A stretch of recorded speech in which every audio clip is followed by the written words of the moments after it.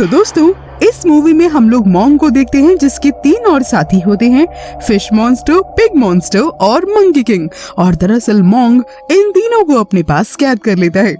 तो मूवी की शुरुआत कुछ इस तरह से होती है जहाँ पर हम मॉन्ग को ऐसी जगह पर लेटे हुए देखते हैं जहाँ के लोग बहुत ज्यादा छोटे थे और उनके आसपास छोटे छोटे टेम्पल्स भी थे और वो लोग उससे डरे हुए होते हैं। और मॉन्ग को भी कुछ समझ नहीं आ रहा था कि मैं क्या करूं। और तभी वहाँ पर मॉन्ग का मास्टर आ जाता है और वो उसको एक चमकती हुई रिंग देता है और कहता है कि तुम इसे अपने सिर के पीछे लगा लो और अब से तुम इनके राजा हो। और जैसे ही मॉन्ग उस रिंग को अपने सिर के पीछे लगाता है, वहाँ पर बहुत अजीब अजीब सी चीजें होने लगती हैं, जैसे कि रिंग खुद ब खुद डिस्ट्रॉय होने लगता है। और ये देखकर मॉन्ग काफी ज्यादा परेशान होता है कि आखिरकार ये हो क्या रहा है। और तभी उसकी आंख खुल जाती है। असल में मॉन्ग एक सपना देख रहा होता है और डर के मारे वो जब उठ जाता है तो इसके बाद हम देखते हैं कि जहाँ मॉन्ग सो रहा होता है वहीं पर एक सर्कस चल रहा होता है और वहाँ के लोग मॉन्ग से सर्कस में हिस्सा लेने को कहते हैं। अब जो उसके पास कैद यानी कि फिश मॉन्स्टर और पिग मॉन्स्टर होते हैं वो अपने असली रूप में आकर लोगों को एंटरटेन कर रहे होते हैं। तभी मॉन्स्टर को देखकर एक बच्चा रोने लगता है और वहाँ के लोग इस बात से बेहद नाराज होते हैं कि हमें मजाक बिल्कुल पसंद नहीं आ रहा। और इसके बाद मॉन्ग एक ट्री की तरफ इशारा करता है और कहता है कि देखो वहाँ पर मंकी किंग है। लेकिन वो मंकी किंग कुछ करने की बजाय ट्री से नीचे गिर जाता है और ये देखकर वापस से लोग गुस्सा होने लगते हैं और मॉन्ग से पूछते हैं कि तुम वाकई हमें एंटरटेन करोगे भी या नहीं। इस पर मॉन्ग लोगों को अपनी मीठी मीठी बातों में फंसा लेता है। इसके बाद तभी मंकी किंग उठता है और अपने बाकी साथियों यानी कि पिग मॉन्स्टर और फिश मॉन्स्टर के पास जाता है और कहता है कि हमें मिलकर कुछ करना होगा और तुम दोनों मुझे मारना और इसी तरह से हम इन लोगों को एंटरटेन करेंगे। लेकिन लोगों को इन सब में भी बिल्कुल मजा नहीं आता है और पिग मॉन्स्टर को ये देखकर बहुत ज्यादा गुस्सा आ जाता है और तभी वो एक औरत पर हमला करने की कोशिश भी करता है। हालांकि लोग उसे पकड़ लेते हैं और मंकी किंग भी उसे ऐसा करने के लिए मना करता है, लेकिन फिर भी वो उसकी बात नहीं मानता है। इसके बाद मंकी किंग भी उसका ध्यान बचाने के लिए पूरी सर्कस खराब करने लगता है और ऐसा करते हुए देखकर मॉन्ग उसको मना करता है, लेकिन वो मॉन्ग पर ही गुस्सा होने लगता है और देखते ही देखते पूरा सर्कस यहाँ पर खराब हो जाता है। अब अगले सीन में हम एक लड़की को देखते हैं जो कि अपनी माँ को कंज्यूरर के पास लेकर आती है और उसका ये मानना था कि उसकी माँ पर किसी का साया है। उसकी हरकत कुछ ठीक नहीं चल रही थी क्योंकि वो वहाँ पर खड़ी 2 बूढ़ी औरतों को अपनी बेटी बताने लगती है। कंज्यूरर इस बात पर काफी हैरान होता है और फिर वो उसकी माँ की तरफ बढ़ता है ताकि उस पर जो भी साया है वो उसे उस पर से हटा सके, लेकिन उसे कुछ भी नजर नहीं आता है। इसके बाद उसे पता चलता है कि असली मास्टर तो उसकी बेटी यानी कि वो लड़की है जो अपनी माँ को यहाँ पर लेकर आई थी। और तभी वो देखते ही देखते मॉन्स्टर में बदल जाती है और मकड़ी के जाले फेंकने लगती है और उसके हाथ पैर भी बिल्कुल मकड़ी की तरह हो जाते हैं और फिर वो एक एक करके सबको मारने लगती है। इसके बाद यहाँ पर सीन शिफ्ट हो जाता है और हम मॉन्ग और मंकी किंग को देखते हैं और मॉन्ग मंकी किंग को यहाँ पर मार रहा होता है और साथ ही मॉन्ग कहता है कि मैं तुम्हें इसलिए मार रहा हूँ ताकि तुम्हें ये याद रहे कि कहाँ पर क्या करना है और क्या नहीं। और कहता है कि तुम्हारा कोई भरोसा नहीं है और जब तुम गुस्से में होते हो तो तुम्हें कुछ भी समझ नहीं आता और तुम सब कुछ तबाह कर देते हो। जैसे तुमने आज सर्कस को तबाह कर दिया तो तुम यहाँ पर भी कुछ भी कर सकते हो। इसके बाद वो उसकी जुबान खींचता है और पिंच कर देता है और उस पर थप्पड़ मारता है और साथ ही वो मंकी किंग की पूरी बॉडी को हिट कर रहा होता है। यहाँ पर हम पास्ट का एक सीन भी देखते हैं जब मंकी किंग को एक जगह पर कैद किया गया था और वो कई सालों तक वहाँ पर चैन से बंधा हुआ था। फिर मंकी किंग की आंख खुल जाती है और वो वापस से डर जाता है। तो मॉन्ग कहता है कि सो जाओ, तुम्हें कुछ नहीं हुआ, मैं तुम्हारे साथ हूँ। अब अगले दिन सुबह हम देखते हैं कि मॉन्ग को पानी चाहिए होता है और वो पानी की तलाश में घर में चला जाता है जहाँ पर बहुत सारी सुंदर सुंदर लड़कियां होती हैं। वहाँ पर सभी लड़कियां एक से एक बेहद खूबसूरत होती हैं और वो उन्हें देखता ही रह जाता है। फिर पिग मॉन्स्टर को एक लड़की पसंद आ जाती है और मंकी किंग भी एक लड़की के सामने बैठ जाता है और उसको परेशान करने लगता है और असल में वो लड़कियां स्पाइडर क्रिएचर होती हैं। और ये देखकर मॉन्ग उसे कहता है कि तुम अपने होश में तो हो, हम यहाँ पर इन लोगों से मदद मांगने के लिए आए हैं और तुम देखो कि यहाँ पर क्या कर रहे हो और हमें जल्दी से यहाँ से निकलना भी होगा।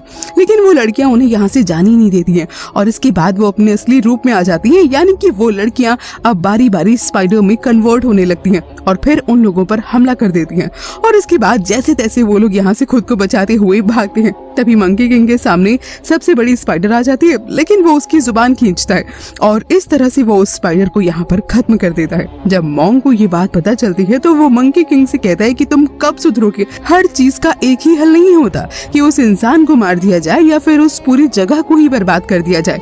और मंकी किंग मॉन्ग की ये पूरी बातें सुन रहा होता है।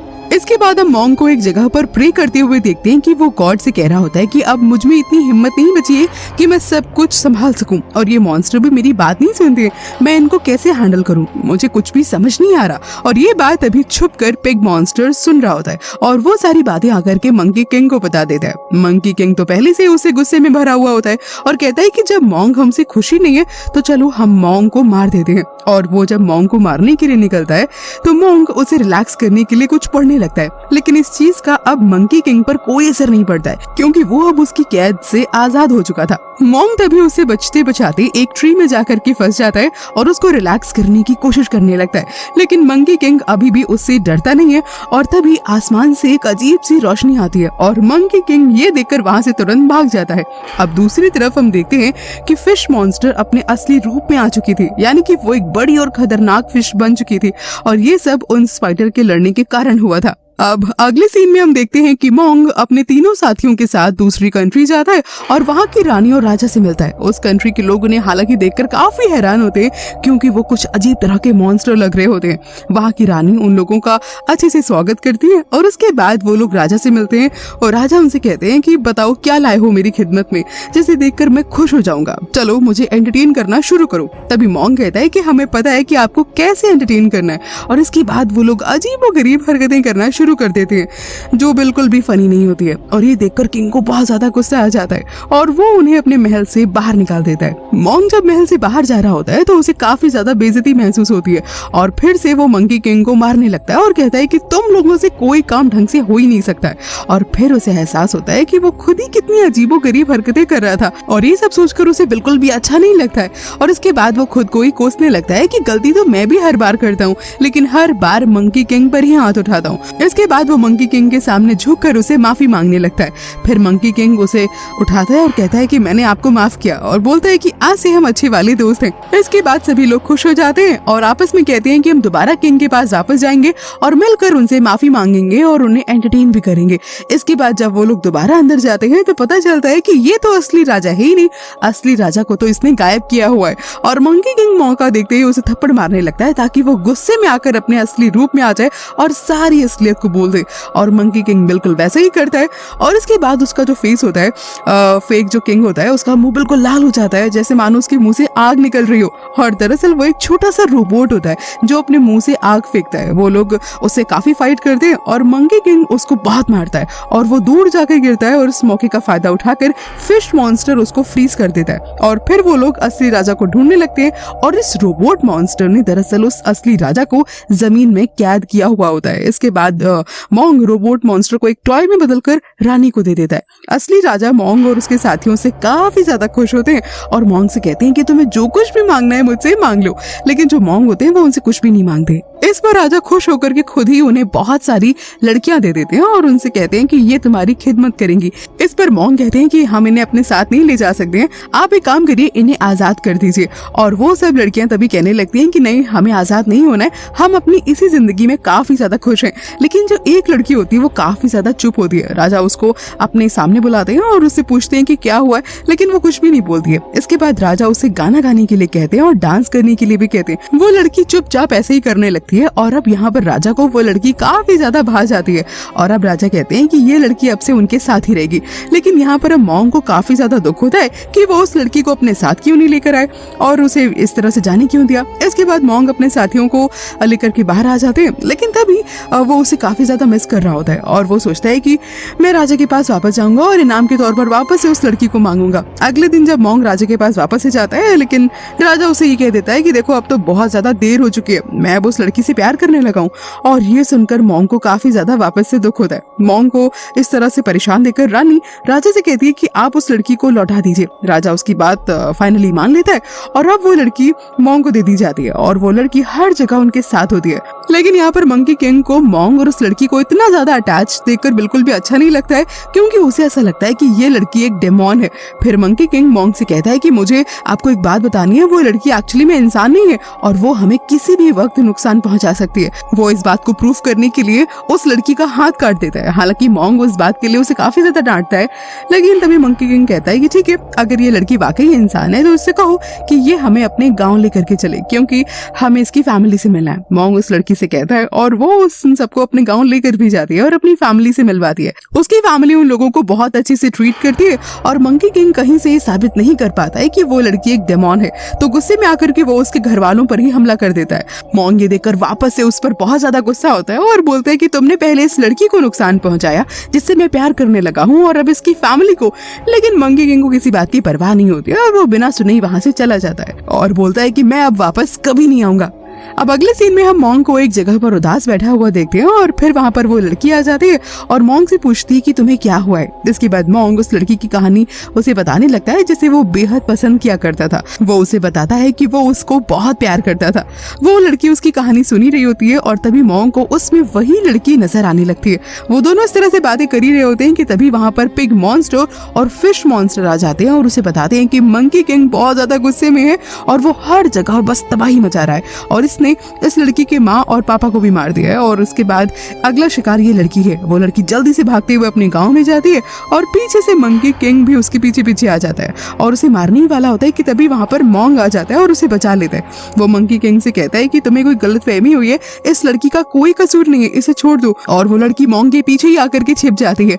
अब यहाँ पर मंकी किंग बिना कुछ सोचे समझे पहले मॉन्ग पर ही हमला कर देता है और तभी वो लड़की मंकी किंग के पैर पकड़ लेती है और उसे कहती है कि प्लीज ऐसा मत करो। लेकिन मंकी किंग उस लड़की को धक्का मार देता है और वो दूर जाके गिरती है और अब वो उसको मारने के लिए आगे ही बढ़ता है कि तभी मॉन्ग वापस ही बीच में आ जाता है और वो रॉड मॉन्ग को लग जाती है। इसके बाद वो लड़की रोने लगती है और रोते हुए बोलती है कि हाँ, मैंने झूठ बोला था और तुम लोगों से छुपाया था कि मैं एक डेमोन हूँ, क्योंकि मेरी जिंदगी में मेरे साथ बिल्कुल भी अच्छा नहीं हुआ था और कुछ आदमियों ने मेरे साथ बहुत गलत किया था और मुझे मार दिया था, इसीलिए मैंने डेमोन बनने का सोचा था, लेकिन मैं बुरी नहीं हूँ। अब ये सुनकर मंकी किंग वापस से और ज्यादा भड़क जाता है और अब वो एक बहुत बड़ा गोरिल्ला बन जाता है और इसी के साथ सबसे पहले वो मॉन्ग को निगल जाता है और वो बारी बारी से पहाड़ों पर चढ़ रहा होता है और वो लड़की भी उसके पैर पर ही लटक जाती है।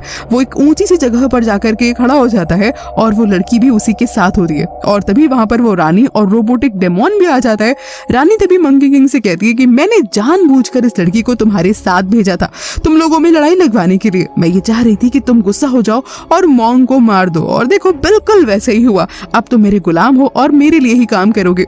लेकिन मंकी किंग मॉन्ग को इतना भी बुरा नहीं मानता था, वो उसका इतना बड़ा दुश्मन तो था नहीं, उसने मॉन्ग को सिर्फ निगला होता है, खाया नहीं होता है। वो ये सुनकर तुरंत मॉन्ग को बाहर निकाल देता है और वो अभी तक जिंदा होता है और मॉन्ग बाहर आती ही रानी से कहता है कि क्या आप हमें बेवकूफ समझती हैं और आपको क्या लगता है इस पूरी दुनिया में सिर्फ आप ही अक्लमंद हैं? जिस तरह आपने प्लान किया था इसी तरह से हमारा भी ये प्लान था कि मंकी किंग शुरू से ही हमारे साथ था और उसको मैंने ही कहा था कि तुम वहां से नाराज होकर चले जाना ताकि आप लोगों को ऐसा लगे कि हमारी तो आपस में बनती ही नहीं है। ये सुनकर अब रानी आग बबूला हो जाती है और इन लोगों में बहुत ज्यादा फाइट होने लगती है और फिश मॉन्स्टर और पिग मॉन्स्टर दोबारा से रोबोट को फ्रीज करके तोड़ देते हैं और अब मॉन्ग और उस रानी में लड़ाई चल रही होती है। फिर रानी वापस से दिमाग लगाती है और पानी में चली जाती है और बुद्धा का स्टैचू लेकर के बाहर निकलती है। लेकिन मंकी किंग बहुत ज्यादा होशियार होता है, वो अभी भी उस पर हमला कर रहा होता है क्योंकि वो जानता था कि बुद्धा एक अच्छे इंसान थी, वो अपनी पावर कभी भी डेमोन को दे ही नहीं सकते। मंकी किंग अपनी स्टिक निकालता है और पानी में चला जाता है, लेकिन जैसे ही वो पानी में जाता है उस जैसे दो और स्टैचू बाहर आ जाते हैं और मंकी किंग पर हमला करने लगते हैं। मंकी किंग को समझ नहीं आ रहा होता है कि ये बुद्धा उस डेमोन की आखिर मदद क्यों कर रहे हैं और अब मंकी किंग काफी ज्यादा जख्मी हो जाता है। लेकिन तभी एक बड़ा सा हाथ पानी से बाहर आता है जो कि असली बुद्धा का होता है और वो उन तीनों स्टैचू को डिस्ट्रॉय कर देते हैं और मंकी किंग की जान यहाँ पर बच जाती है। उन सभी स्टैचूज के डिस्ट्रॉय होने के बाद वो रानी सीधा मंकी किंग के हाथ में आकर के गिरती है और तभी बुद्धा की आवाज आती है कि सुधर जाओ। उस रानी को तभी कुछ होने लगता है और वो अपने गोल्डन ईगल रूप में आ जाती है जो कि उसका असली रूप होता है और फिर बुद्धा उसको अपने साथ ले जाते हैं। अब दूसरी तरफ हम उस लड़की को देखते हैं जो कि डेमोन थी। वो उनके साथ ही और पूरी तरह से जख्मी थी और वो मरने ही वाली होती है कि तभी वो मॉन्ग से कहती है कि तुम मुझे इस दुनिया से आजाद कर दो क्योंकि मैं हूँ तो एक डेमोन ही। जिसके बाद मॉन्ग उसे फाइनली आजाद कर देता है और वो गायब हो जाती है। इसके बाद हम उन चारों को कहीं पर जाते हुए देखते हैं और ये मूवी